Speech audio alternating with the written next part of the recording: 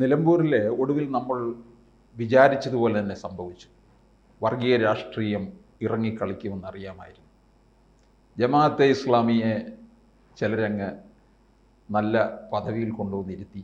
ചിലർക്ക് പക്ഷേ അത് അവരെ അശുദ്ധമാണ്. അപ്പോൾ കിട്ടാത്തപ്പം മുന്തിരിങ്ങ പുളിക്കും. അത് അങ്ങനെയെന്ന് പറയുന്നു നമുക്ക് പറ്റില്ല. ഇതൊരു കാര്യം എന്ന് വെച്ചാൽ ഇത് പാറ്റേൺ നമ്മൾ നോക്കണം. മുസ്ലിം ക്രിസ്ത്യൻ വോട്ടുകൾ നിർണായകമായ സ്ഥലങ്ങളിലെ ഇലക്ഷൻ നടക്കുമ്പോൾ ആ ഇലക്ഷൻ പലപ്പോഴും വർഗീയമായി പോകും. എന്നാൽ ഹിന്ദു ഭൂരിപക്ഷമുള്ള പ്രദേശങ്ങളിൽ അല്ലെങ്കിൽ ഇത് രണ്ടും നിർണായകമല്ലാത്ത സ്ഥലങ്ങളിൽ വർഗീയതയുടെ പ്രശ്നം വരുന്നുമില്ല. അപ്പോൾ ഇത് നിങ്ങൾ നോക്കിയാൽ മതി. പ്രധാനമായിട്ട് ഇപ്പോൾ അടുത്തിടെ നടന്ന പാലക്കാട് നോക്കിയാൽ മതി. പാലക്കാട് ഹൈലി കമ്മ്യൂണൽ പോളറൈസേഷൻ ആ രീതിയിലുള്ള പ്രചാരണമാണ് നടത്തിയത്. അതുപോലെ തൃക്കാക്കര ഈ രീതിയിലുള്ള കമ്മ്യൂണൽ പോളറൈസേഷൻ ആ രീതിയിലുള്ള വർക്കും നടന്നിട്ടുണ്ട്. എന്നാൽ അരുവിക്കര ഇലക്ഷൻ, അരുവിക്കരൊക്കെ അങ്ങനെ ഒരു അതിശക്തമായ നിർണായകമായ ഒരു വോട്ട് ന്യൂനപക്ഷങ്ങൾക്കുള്ളൊരു സ്ഥലമല്ല. എസ്പെഷ്യലി ഈ പറയുന്നതിന് മുസ്ലിം കമ്മ്യൂണിറ്റിക്കുള്ള സ്ഥലം. കുറച്ച് വോട്ടുണ്ട് കൺസോൾട്ടേറ്റ് ചെയ്യും. അവിടെ ആ രീതി വലിയ വർഗീയകളെ നമ്മൾ കണ്ടിട്ടില്ല. ശരി. അപ്പം ഈ ന്യൂനപക്ഷങ്ങൾക്ക് വോട്ടുള്ള സ്ഥലങ്ങളിൽ എന്തുകൊണ്ടാണ് ഈ വർഗീയ കളി ഉണ്ടാകുന്നത്? എന്തുകൊണ്ട് ഭൂരിപക്ഷങ്ങൾക്ക് നല്ല സ്വാധീനം അവിടെ ന്യൂനപക്ഷ വോട്ടുകൾ അത്ര നിർണായകമല്ലാതെ വരികയും ചെയ്യുന്ന സാഹചര്യങ്ങളിൽ അത്രമാത്രം വർഗീയ കളി ഉണ്ടാവുന്നില്ല? അതിൻ്റെ അർത്ഥം ഭൂരിപക്ഷം പൊതുവെ വർഗീയവാദികളല്ലാതെന്നും ന്യൂനപക്ഷങ്ങൾ വർഗീയവാദികളാണ് എന്നുള്ളതാണ്. അങ്ങനെയാണെങ്കിൽ അത് പരിശോധിക്കേണ്ടത് ന്യൂനപക്ഷങ്ങൾ തന്നെയാണ്. ജന്മന ഞങ്ങൾ വർഗീയവാദികളാണോ? എന്തുകൊണ്ടാണ് ഞങ്ങളുടെ കാര്യം വരുമ്പോൾ ആളുകൾ ഇങ്ങനെ വർഗീയമായിട്ട് ചിന്തിക്കുന്നത്? എന്തുകൊണ്ട് ഈ രീതി ചിന്തിപ്പിക്കപ്പെടുന്നു എന്ന് അവർ സ്വയം ചോദിക്കേണ്ട ഒരു ചോദ്യമാണ്. ഇപ്പം ഹിന്ദു ഭൂരിപക്ഷമുള്ള പ്രദേശങ്ങൾ പറയുന്നത് ജാതി വോട്ടുകളാണ് നോക്കുക.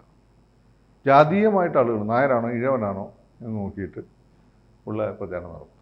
അത് പൊതുവെ പല സ്ഥലങ്ങളിൽ ഏഷാതല്ല, ചില സ്ഥലങ്ങളിൽ മാത്രമേ അത് ഏഷാവും. എന്നാൽ മറ്റേ അതല്ല. ഈ പറയുന്നതിൻ്റെ മാതിരി എസ്റ്റാബ്ലിഷ്ഡ് മുസ്ലിം പാർട്ടികളല്ലാത്ത ഈ പറയുന്ന പോലെ ഫ്രിഞ്ചായിട്ടുള്ള ജമാഅത്ത് ഇസ്ലാമി, SDPI ഇവരൊക്കെ ആ സമയത്ത് ഭയങ്കരമായിട്ട് ചർച്ച ചെയ്യപ്പെടുന്നുണ്ട്. അപ്പോൾ ഇൻഹറൻ്റായിട്ടുള്ള വർഗീയ ന്യൂനപക്ഷങ്ങൾ ഉള്ളത് കൊണ്ടാണോ ഇതെന്നുള്ള വലിയ ചോദ്യമാണ്. അത് നമ്മൾ അക്കാദമിക്കലി ചോദിക്കേണ്ട ചോദ്യം. നിങ്ങൾ നോക്കിയാൽ മതി. കൂളായിട്ട് ഇപ്പോൾ ചേലക്കര ഇലക്ഷൻ, അവിടെ ആ രീതിയിൽ വലിയ രീതിയിലുള്ള ജാതി ഈ സംഭവം നമ്മൾ കേട്ടിട്ടില്ല. ഒരു റിസർവ്ഡ് കോൺസ്റ്റിറ്റ്യുവൻസിയാണ്, അതുകൊണ്ടാണോ എന്നറിയില്ല. ഏതായാലും വലിയ രീതിയിലുള്ള വർഗീയ കളി നമ്മൾ കണ്ടിട്ടില്ല. അപ്പോൾ ഇത് അങ്ങനെ ആണെങ്കിൽ അതിന് മറുപടി കൊടുക്കേണ്ട ന്യൂനപക്ഷങ്ങൾ തന്നെയാണ്.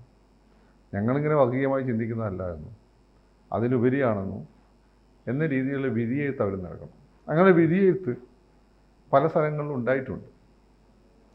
അതിൽ ഒന്നാമത്തത് തൃക്കാക്കര തന്നെയാണ്. തൃക്കാക്കര ഒരു ക്രിസ്ത്യൻ കമ്മ്യൂണൽ പൊളിറ്റിക്സാണ് LDF കളിക്കാൻ ശ്രമിച്ചത്, പക്ഷേ ഏറ്റില്ല. ക്രിസ്ത്യാനികൾ പോലും ഉമ്മയ്ക്കാണ് വോട്ട് ചെയ്തത്. അതേപോലെ തന്നെ കോഴിക്കോട് ലോക്സഭാ മണ്ഡലത്തിൽ CM ഇബ്രാഹിം എന്ന സ്ഥാനാർത്ഥിയെ കൊണ്ടുവന്നതിന് മുമ്പ് CM കർണാടക സെറ്റിൽ ചെയ്തൊരു മുസ്ലിമാണ്. അങ്ങനെയും ഒരു ജനതാദൾ നേതാവിൻ്റെ വർഗീയ രാഷ്ട്രീയത്തിൻ്റെ ഭാഗമായിട്ടാണ് അങ്ങനെ കൊണ്ടുവന്നത്. പക്ഷേ അങ്ങനെയും പരാജയപ്പെടുത്തുകയുണ്ടായി. പൊന്നാനി ET മുഹമ്മദ് ബഷീറിനെ തോൽപ്പിക്കാൻ വേണ്ടി മദനിയുടെ സപ്പോർട്ടോടുകൂടി ഒരു വോളേജ് ഹൗസ് രണ്ടത്താനി മത്സരിച്ചത്. രണ്ടത്താനി പറയുന്നത് ഞാൻ മദനിയുടെ സപ്പോർട്ടോടുകൂടിയല്ല, AP ഉസ്താദിൻ്റെ സപ്പോർട്ടോടുകൂടിയാണ് മത്സരിച്ചത്. ഏതായാലും അതിന് പിന്നെ ഒരു കമ്മ്യൂണൽ കളി ഉണ്ടായിരുന്നു. അപ്പം അതിനെതിരെ ജനങ്ങൾ വിധി എഴുതിയിട്ടുണ്ട്. ജനങ്ങൾ വിധി എഴുതിയിട്ടും എന്തുകൊണ്ട് ന്യൂനപക്ഷങ്ങൾ കൂടുതലുള്ള സ്ഥലത്ത് ഒരു സ്ഥാനാർത്ഥി നിർണ്ണയിക്കുമ്പോൾ ഈ വർഗീയമായ ഒരു പ്രതലം ഉണ്ടായി വരുന്നു? അതിൻ്റെ അർത്ഥം അവർ നിഷേധിച്ചാലും അവർ എതിരായിട്ട് റിയാക്റ്റ് ചെയ്താലും അവിടെ ഒരു വർഗീയതയ്ക്കൊരു ഇടമുണ്ട് എന്ന് രാഷ്ട്രീയ പാർട്ടികൾക്ക് അറിയാവുന്നതുകൊണ്ടാണോ അതല്ലെങ്കിൽ അവർ തെറ്റിദ്ധരിച്ചുകൊണ്ടാണോ? ഇതൊരു വല്ലാത്ത ചോദ്യമാണ്. നിങ്ങൾ നോക്കിക്കോളൂ. നിങ്ങൾ ഏത് ബൈഇലക്ഷൻ വന്നാലും ഈ മൈനോറിറ്റി കോൺസെൻട്രേഷൻ, എസ്പെഷ്യലി മുസ്ലിം കോൺസെൻട്രേഷൻ ഉണ്ടെങ്കിൽ അവിടെ ഒരു വർഗീയ കളിയുടെ ഒരു വലിയൊരു ഹൈപ്പ് ഉണ്ടാവും.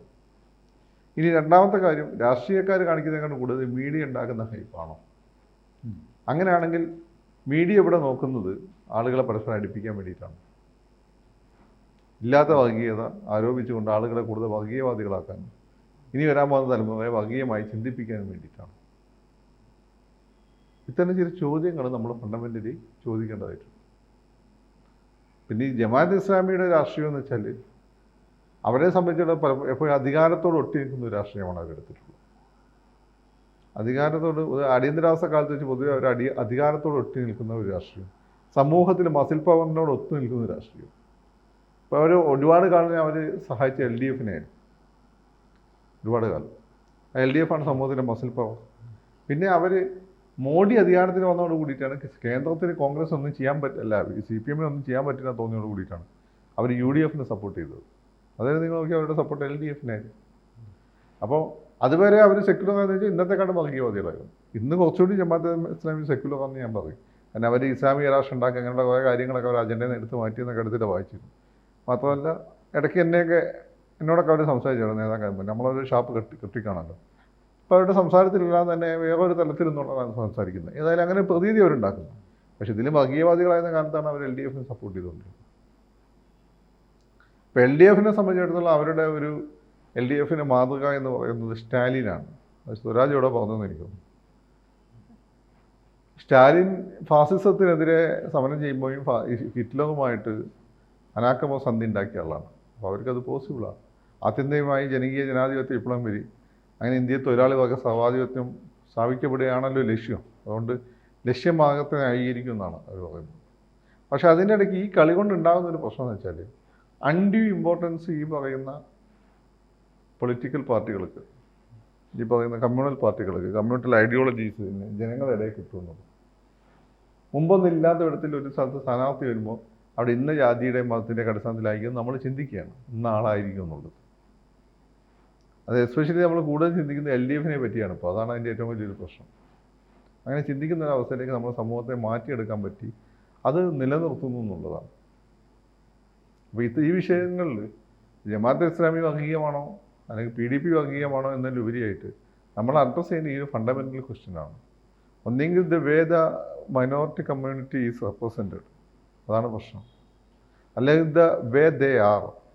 ഓക്കെ, ഈ രണ്ട് പ്രശ്നം. നിങ്ങൾ റെപ്രസെൻ്റ് ചെയ്യപ്പെടുന്ന രീതിയിൽ നിങ്ങൾ അങ്ങനെയാണോ എന്നുള്ളൊരു ചോദ്യമുണ്ട്. അങ്ങനെയാണോ എന്ന് ചോദിച്ചാൽ അല്ലാന്ന് ഉത്തരം പറയേണ്ടത് ഞാൻ പറഞ്ഞില്ല. തൃക്കാക്കരാണെങ്കിലും ഇപ്പോൾ മലബാറിലാണെങ്കിലും പൊന്നാനിയിലാണെങ്കിലും ഈ കമ്മ്യൂണൽ പ്രൊപ്പഗാണ്ടയ്ക്കെതിരെയാണ് ന്യൂനപക്ഷങ്ങൾ ഇതിൽ വിധി എഴുതിയത്. പക്ഷേ അവരെപ്പോഴും റെപ്രസെൻ്റ് ചെയ്യപ്പെടുന്ന വളരെ സംഘടിതമായിട്ടുള്ളൊരു വോട്ട് ബാങ്ക് എന്ന രീതിയിലാണ്. അത് അവരുടെ ഇമേജിനെ ഭയങ്കരമായിട്ട് ടാർണിഷ് ചെയ്യുന്നുണ്ട്. അതുകൊണ്ടാണ് നമ്മളിത്തരം ചർച്ചകൾ ചെയ്യേണ്ടിയിരുന്നത്. അല്ല, UDF ഇതിൻ്റെ പേരിൽ കുരിശിലേറ്റേണ്ട കാര്യമുണ്ടോ? കാരണം ഒരു കാലത്ത് CPM ഇവരെയൊക്കെ ചുമന്നിട്ടുള്ളതാണല്ലോ. PDP ഇപ്പം കൂടെ നിർത്തിയിട്ടില്ലേ? മദനിയുടെ കൂടെ ഇരുന്നിട്ടില്ലേ ഇവരൊക്കെ? അല്ല, ഒന്നാമത് ചോദ്യം വെച്ചാൽ ഇവർ ആരെയും കുരിശിലേറ്റ അല്ലെ എല്ലാവരെയും കുരിശിലേറ്റേണ്ടി വരും. കുരിശുകൾ തികയാതെ വരും. അതിൽ കുരിശിലേറ്റേണ്ട ആവശ്യമൊന്നുമില്ല. അവർ സപ്പോർട്ട് UDF അല്ലെങ്കിലും UDF സംവിധാനം വന്നതിന് ഇത്തരം സാധനങ്ങളോടൊന്നും അവരൊരു അകൽച്ച വലിച്ചിട്ടില്ല. അകൽച്ച മുമ്പേ ഉണ്ടായിരുന്നത് ഒരുപക്ഷെ നമ്മൾ കരുതിയിരുന്നത് ലെഫ്റ്റിനാണ്. പക്ഷെ അവർ ഇവരുടെ വോട്ടൊക്കെ മേടിച്ചിട്ടുണ്ട്. PDPയുടെ വോട്ട് ജില്ലാ കൗൺസിൽ ഇലക്ഷനെ മേടിച്ചിട്ടുണ്ട്. ഇപ്പം ചിറയാൻ ഫിലിപ്പിൻ്റെ പോസ്റ്റ് ഉണ്ടായിരുന്നു. അങ്ങേര് ഇവിടെ മത്സരിച്ച സമയത്ത്, അങ്ങേര് കോട്ടയത്ത് കോൺഗ്രസ് സ്ഥാനാർത്ഥി മത്സരിച്ച സമയത്ത് 2000 വോട്ടിനാണ് തോറ്റത്.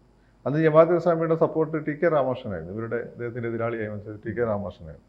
പിന്നെ ഇവരൊക്കെ ഈ ചെറിയാൻ തന്നെ പിന്നെ ക്യാമറ ഓഫാക്കി പറയുന്ന വേറെ ചില കഥകളുണ്ട്. അതിൽ BJP വരെ വോട്ട് വല്ലതും പിടിച്ചിട്ടുണ്ട്. നമ്മുടെ ഇയാൾ തന്നെ CP ജോൺ ക്യാമറയുടെ മുന്നിൽ നിന്ന് അഡ്മിറ്റ് ചെയ്ത കാര്യമുണ്ട്. ഞാനും കൂടി പറഞ്ഞത്, ഞങ്ങൾ RSSൻ്റെ വോട്ട് കിട്ടിയിട്ടുണ്ട്. CMP ഉണ്ടാക്കിയ സമയത്ത് MPR RSSൻ്റെ വോട്ട് കിട്ടിയിട്ടുണ്ട്. അദ്ദേഹം അഡ്മിറ്റ് ചെയ്യുന്ന കാര്യമാണ്. അപ്പോൾ ഇതിൽ ആരെയും കുറ്റപ്പെടുത്താനും പറ്റും. പിന്നെ ആളുകളെ മണ്ടന്മാരാക്കാനും നമ്മളെ ഓർമ്മയെ പരീക്ഷിക്കാനും മാത്രമേ ഇത് ഉപകരിക്കുള്ളൂ. ഇതിൻ്റെ പ്രശ്നം എന്ന് വെച്ചാൽ ഇത്തരം എലിമെൻസിന് സമൂഹത്തിൽ നമ്മൾ വിചാരിക്കുന്നതിനേക്കാളും വലിയ ഇമ്പോർട്ടൻസ് കിട്ടുന്നു എന്നുള്ളത്. അതാണ് ഇതിൻ്റെ ഒരു വലിയൊരു പ്രശ്നം. കൂടുതൽ വാർത്തകളും വിശേഷങ്ങളും നിങ്ങളിലേക്ക് എത്താൻ ABC മലയാളം സബ്സ്ക്രൈബ് ചെയ്യുക, ബെൽ ബട്ടണും അമർത്തുക.